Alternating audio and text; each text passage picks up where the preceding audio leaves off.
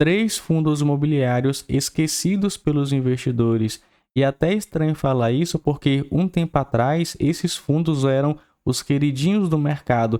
Tinha fundo de papel sendo negociado a um PVP de 1,2, 1,3. Cara, o pessoal estava pagando muito caro porque esses fundos estavam entregando altos rendimentos.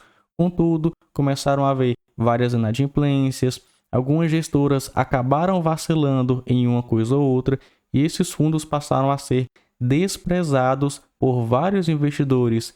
Quase sempre, quando eu falo desses três fundos imobiliários no meu canal, sempre vem algum inscrito falar que o fundo não é bom, que o fundo imobiliário não vale a pena. E bem, eu estou aqui para te mostrar esses três fundos imobiliários, mostrar o que aconteceu com eles e, logicamente, dar a minha opinião se vale ou se não vale a pena. Bem, eu me chamo Matheus e este canal é focado em fundos imobiliários. Se você gosta aí desse tipo de conteúdo e quer se inscrever no canal, será muito bem-vindo. Vamos lá, vamos começar pelo primeiro fundo imobiliário. E é esse aqui, ó, CPTS11. Você pode ver que é um fundo imobiliário base 10, ó, R$ 8,50 por cota aproximadamente, com PVP de 0,93. Isso mostra aproximadamente 7% de desconto frente ao seu valor patrimonial.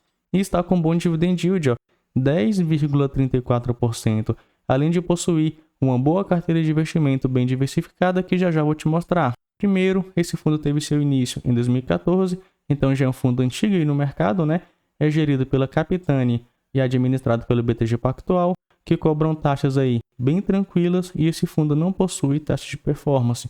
Quando a gente vê a carteira do fundo, olha só, ele possui cerca de 30% alocados em cotas de outros fundos imobiliários. Essa aqui é basicamente a estratégia do fundo. Entre 20% e 30% ele aloca em cotas de outros fundos imobiliários, sempre tem um pouquinho em caixa, mas é bem pouco mesmo, e o restante em vários CRIs. Esse fundo é bem diversificado, já falei bastante dele aqui no canal.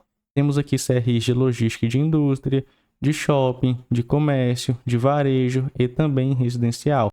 Realmente bem diversificado. Mas o que aconteceu com esse fundo imobiliário? Porque veja, está pagando bem, está barato e possui uma boa diversificação. E acredito que o que aconteceu, o principal ponto foi isso aqui, ó. Repare que o seu principal indexador é o IPCA, olha só, 68,7% estão alocados em IPCA, mais 6,63% ao ano. Fora a parte dos seus fundos imobiliários, onde o principal indexador também é o IPCA. Contudo, o fundo imobiliário fez uma dívida não lastreada em IPCA, mas sim indexada ao CDI. Olha só, temos aqui operações compromissadas reversas, ou seja, o fundo imobiliário vendeu alguns CRIs com o compromisso de recomprá-los no futuro a uma determinada taxa, e olha só essa taxa, CDI mais 0,72% ao ano, pelo menos essa é a taxa consolidada até o momento. E cara, o CDI, já mostrei em outro vídeo, o CDI geralmente ele performa acima do IPCA. Então assim, a gestora fazer uma dívida com um indexador que geralmente performa acima do que está contratado aqui, cara, na minha opinião, foi um tiro no pé. Essa dívida aqui, apesar de possuir 10,56% do patrimônio líquido do fundo, foi, na minha opinião, um erro da gestora e por conta disso, vários investidores começaram a criticar o CPTS11. Mas, na minha opinião, ele possui um bom dividendo, está descontado, possui uma boa carteira de investimento. Esse aqui foi um erro, só que como foi um erro pequeno, na minha opinião, está tranquilo. Claro, é bom a gente sempre ficar de olho, porque pode acontecer um erro, depois vem outro, isso logicamente é ruim para o fundo, né? Então, aconteceu um erro, beleza, a gente pode até relevar, mas é bom continuar acompanhando para ver o que a gestora vai fazer em relação a isso e para ver os próximos passos, para ver se ela conserta o erro e coloca o fundo imobiliário no eixo. Mesmo assim, na minha opinião, CPTS11 nesse momento está valendo a pena. Posso até dizer que é uma boa oportunidade. Claro, não é recomendação, é apenas a minha opinião. Vamos então ao próximo fundo imobiliário, esse aqui, ó, o famoso IRDM11, sendo negociado na faixa dos R$ 76, temos aqui um PVP de 0,87, ou seja, 13% de desconto frente ao seu valor patrimonial.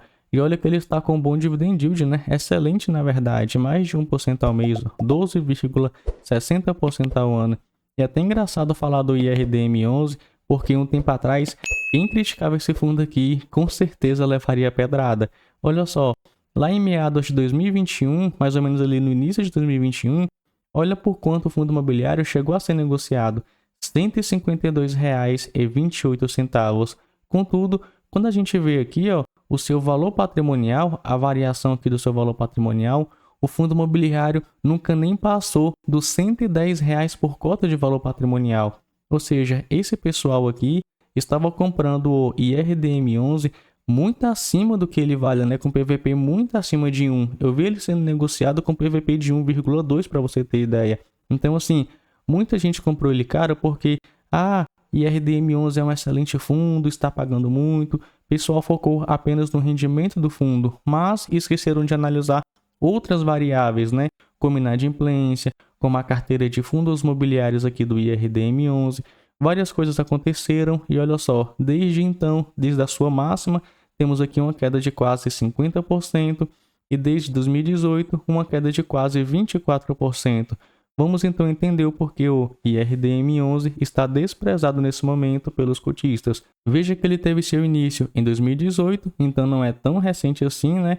É administrado pelo BTG Pactual e gerido pelo Iridium, que cobram aí taxas de gestão e administração, na minha opinião, super tranquilas. Esse fundo não possui taxa de performance. Quanto à sua carteira de investimento, temos aqui 74% em CRIs, 19% em cotas de outros fundos imobiliários, fora esses 3% aqui também em fundos imobiliários. Veja que 64% da carteira dele rende o IPCA, mais uma média de 8,8%. Então, o IRDM não é um fundo tão seguro assim. Na verdade, ele é bem arrojado.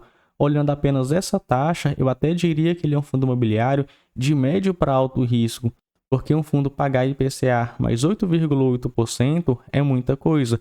Logicamente, vai ter um risco ali por trás. E o que aconteceu com o fundo imobiliário, então, para ele cair tanto? Primeiro, a gente teve algumas inadimplências de CRIs, mas isso não foi apenas no IRDM11.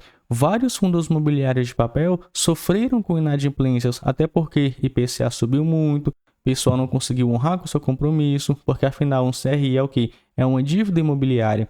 Como a inflação subiu muito, eles não conseguiram pagar essas dívidas, logicamente ficaram inadimplentes e os fundos imobiliários acabaram reduzindo seus rendimentos. Isso aconteceu com o IRDM11 e vários outros fundos imobiliários. Já na parte de carteira de fundos imobiliários do IRDM11, eu acredito que seja o maior problema do fundo, porque ele ficou extremamente engessado.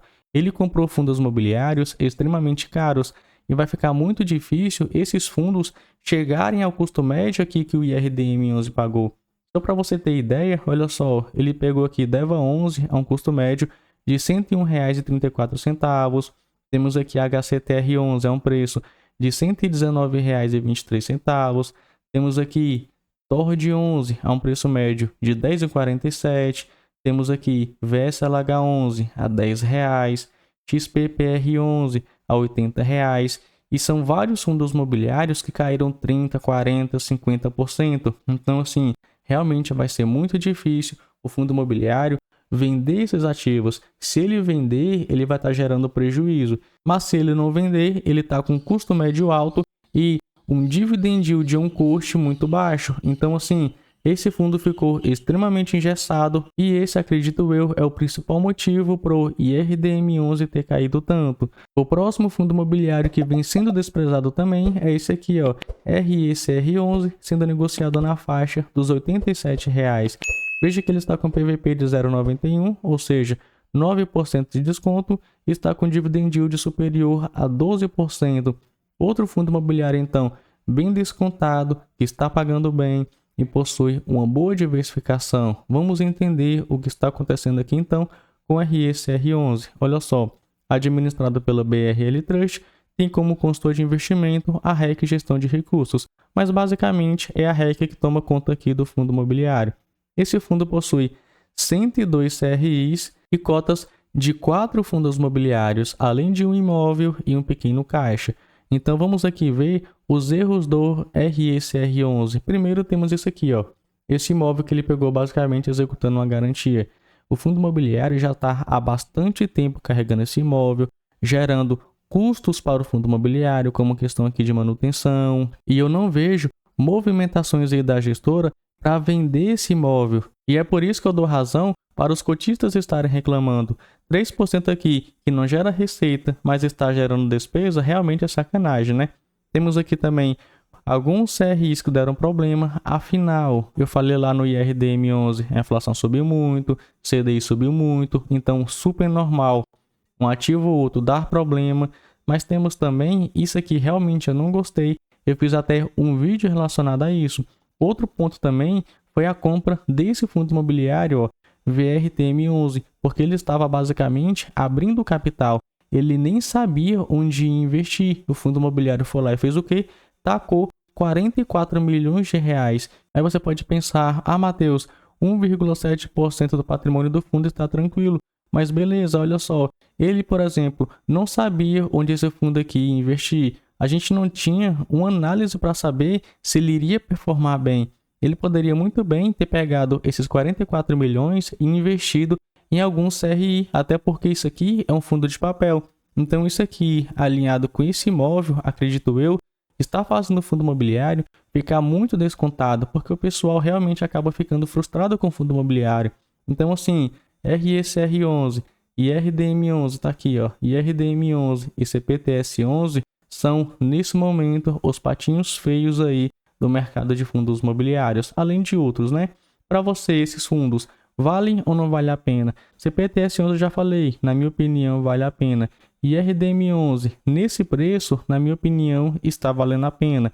RECR11, a esse preço, com esse dividendo e essa carteira de investimento, na minha opinião, também está valendo a pena. Mas claro, não é recomendação, é apenas a minha opinião. E é como eu sempre falo, vamos acompanhando as performances dos fundos imobiliários para ver se daqui em diante eles vão performar melhor, para ver se as gestoras vão acertar mais. Porque de nada adianta eu falar que vale a pena, mas daqui 1 ano, daqui 2 anos, o fundo imobiliário permanecer na mesma, né? RECR11 carregando aqui esse imóvel e RDM11 não sabendo o que fazer com esses fundos imobiliários aqui que ele pagou muito caro, CPTS11 com essa dívida aqui. Então assim, vale a pena, mas é bom a gente ficar acompanhando para ver o que a gestora vai fazer. Bem, fico por aqui, espero que você tenha gostado desse vídeo, nos vemos então no próximo.